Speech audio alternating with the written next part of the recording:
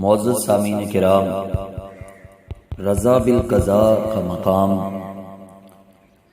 یہ اخلاص سے بھی اوپر ہے۔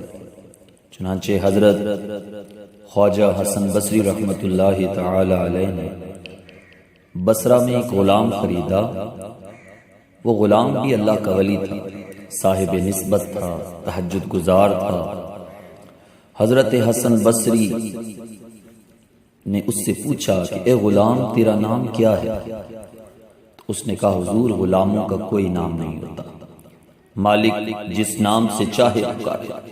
آپ نے فرمایا غلام، تجھ کو کیسا لباس پسند ہے؟ تو اس نے کہا حضور، غلاموں کا کوئی لباس نہیں ہوتا، جو مالک پہنا دے وہی اس کا لباس ہے۔ تو پھر انہوں نے پوچھا اے غلام، تو کیا کھانا پسند کرتا ہے؟ تو غلام نے کہا حضور، غلاموں کا کوئی کھانا نہیں ہوتا، جو مالک کھلا دے وہی اس کا کھانا ہے۔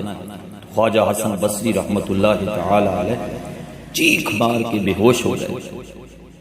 تو جب ہوش آیا تو فرمایا غلام، میں تجھ کو آزاد کرتا ہوں، میں نے تجھے پیسے سے خریدا تھا مگر اب تجھ کو پیسہ نہیں دینا ہے، میں تجھ کو مفت میں آزاد کرتا ہوں۔ تو غلام نے پوچھا کہ کس نعمت کے بدلے میں آپ مجھ کو آزاد فرما رہے ہیں؟ تو آپ نے فرمایا تم نے ہم کو اللہ کی بندگی سکھا دی ہے۔ تم ایسے غلام ہو کہ اگر مجھے میرا پیسہ دے دیتے تو غلامی کے طوق سے آزاد ہو سکتے تھے، لیکن ہم اللہ کے ایسے غلام ہیں کہ سلطنت بھی دے دیں تو بھی خدا کی غلامی سے، طوق بندگی سے آزاد نہیں ہو سکتے۔ ہماری بندگی کا طوق موت تک ہے۔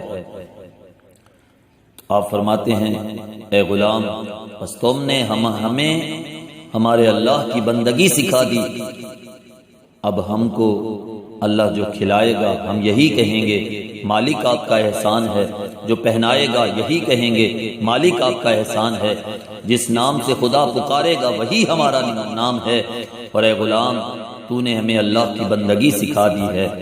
یہ ہے اللہ والوں کا راستہ۔ معزز سامعین کرام، یہ ہے اللہ والوں کا راستہ۔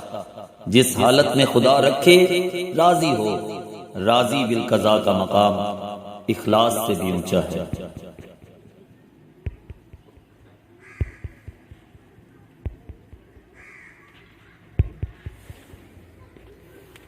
معزز سامعین کرام، رضا بالقضاء کا مقام